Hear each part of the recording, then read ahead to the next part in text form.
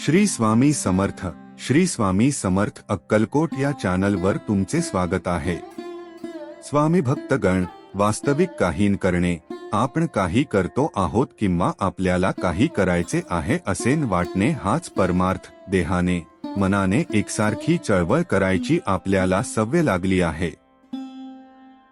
देहाला स्वस्थ बसायला लावणे कठीण, मनाला स्वस्थ बसायला लावणे त्यापेक्षा कठीण, आणि देहाने कर्म करीत असताना मनाला स्वस्थ बसविणे हे अत्यंत कठीण.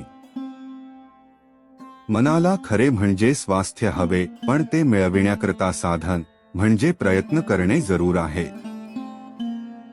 मनाचे स्वास्थ्य बिघडायला कारणे 3. 1. आपल्या इच्छेविरुद्ध गोष्ट होणे. 2. मागच्या बऱ्या वाईट कर्मांची आठवण होणे. आणि 3. उद्याची काळजी लागणे. आता जो तो आपल्या इच्छेप्रमाणे व्हावे असे म्हणणार, मग सर्व तुमच्या इच्छेप्रमाणे कसे चालतील? तुमच्या इच्छेविरुद्ध गोष्टी होणारच. तेव्हा स्वास्थ्य बिघडून देण्यासाठी आपली इच्छाच नाहीशी करावी. अमुक गोष्ट मिळावी ही बुद्धीच नाही ठेवू, हाव सोडावी, लोकांची आस सोडावी. जे काही होते ते स्वामींच्या इच्छेने झाले म्हणावे. प्रत्येक गोष्ट स्वामींनी केली म्हणणे म्हणजे अखंड स्वामींच्या अनुसंधानात राहणे. आपला अहंपणा किती खोल गेला आहे पहा.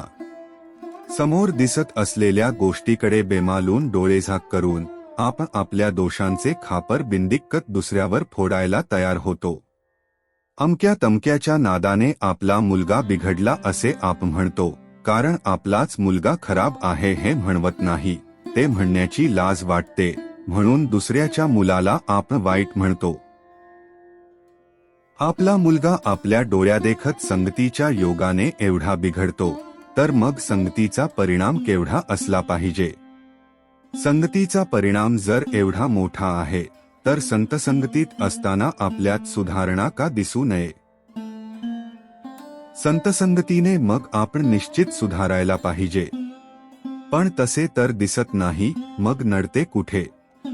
याचे मुख्य कारण म्हणजे आपण स्वतःला सुधारण्याचा प्रयत्नच करीत नाही. आपल्याला सर्व समजते, परंतु प्रयत्न करायला नको. वासनेच्या जाळ्यातून बाहेर पडण्याचा आपण प्रयत्न करीत नाही. त्यामुळे वासनेतच आपण जन्माला येतो आणि वासनेतच आपला अंत होतो. याकरिता एकच खात्रीचा उपाय आहे, आणि तो म्हणजे स्वामींना अनन्यभावाने शरण जाणे.